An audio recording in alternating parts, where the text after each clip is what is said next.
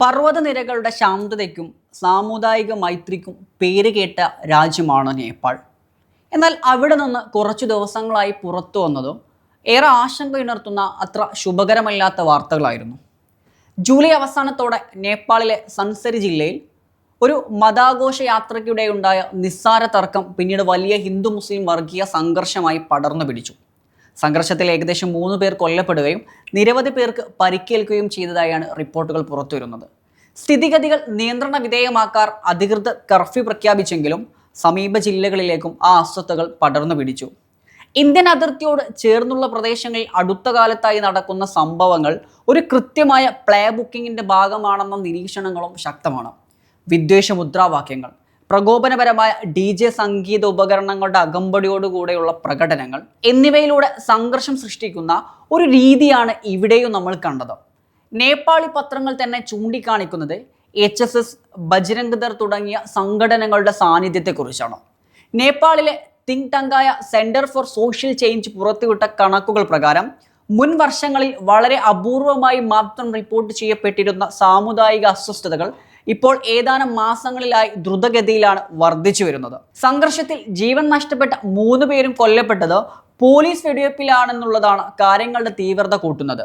Police protocol ലംഘിച്ച് ശരീരത്തിന്റെ മുകൾ ഭാഗത്തേക്ക് വെടിയുതിർത്ത നടപടിയെക്കുറിച്ചും രാഷ്ട്രീയ നേതൃത്വങ്ങളും മാധ്യമങ്ങളും ശക്തമായ ചോദ്യങ്ങൾ അവിടെ ഉയർത്തുന്നുണ്ട്. അതേസമയം റാപ്പറിലും ടെലിവിഷൻ താരത്തിൽ നിന്നും ഭരണാധികാരിയിലേക്ക് ഉയർന്നു വന്ന പ്രധാനമന്ത്രി ബാലേന്ദ്ര ഷായുടെ വൈകിയെത്തിയ ഇടപെടലുകളെ കുറിച്ചും വിമർശിക്കുന്നവരുണ്ട്.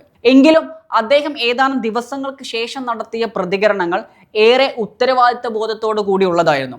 രാജ്യത്തിന്റെ പരമ്പരമായ സാമുദായിക സൗഹൃദം കാത്തു സൂക്ഷിക്കാൻ അദ്ദേഹം ജനങ്ങളോട് ആഹ്വാനം ചെയ്യുകയും ചെയ്തു. എന്നാൽ ഈ പ്രതിസന്ധി ഘട്ടങ്ങളിലും പ്രത്യാശ നൽകുന്നത് നേപ്പാളി സമൂഹത്തിന്റെ, എസ്പെഷ്യലി അവിടുത്തെ യുവതലമുറയുടെ നിലപാടുകളാണ്. വർഗീയതയെ ആഘോഷമാക്കാതെ അതിനെ പൂർണ്ണമായും തള്ളിക്കളയുകയാണ് അവർ ചെയ്തത്. കാഠ്മണ്ഡു അടക്കമുള്ള നഗരങ്ങളിൽ ജെൻസി തലമുറയിലെ ആൺകുട്ടികളും പെൺകുട്ടികളും സമാധാനത്തിനും സാമുദായിക സൗഹൃദത്തിനും വേണ്ടി തെരുവിലിറങ്ങുന്നു.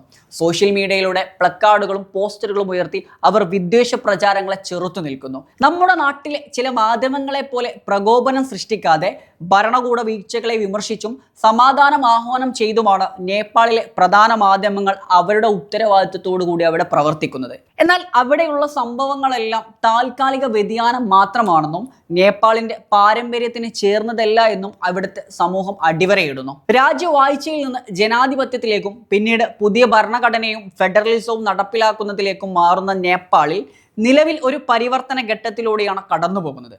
പ്രാദേശിക പോലീസിംഗിന്റെയും ഭരണ സംവിധാനങ്ങളുടെയും പരിചയക്കുറവ് സംഘർഷത്തിന്റെ വ്യാപ്തി കൂട്ടിയിട്ടുണ്ടെങ്കിലും ജനങ്ങളുടെയും മാധ്യമങ്ങളുടെയും ഏറെ പ്രധാനമായിട്ടും അവിടുത്തെ ജെൻസി തലമുറയുടെയും സെക്കുലർ നിലപാട് നേപ്പാളിനെ ഈ പ്രതിസന്ധി ഘട്ടങ്ങളിൽ നിന്ന് ഏറെ വേഗത്തിൽ കരകയറ്റുമെന്നാണ് കരുതപ്പെടുന്നത്.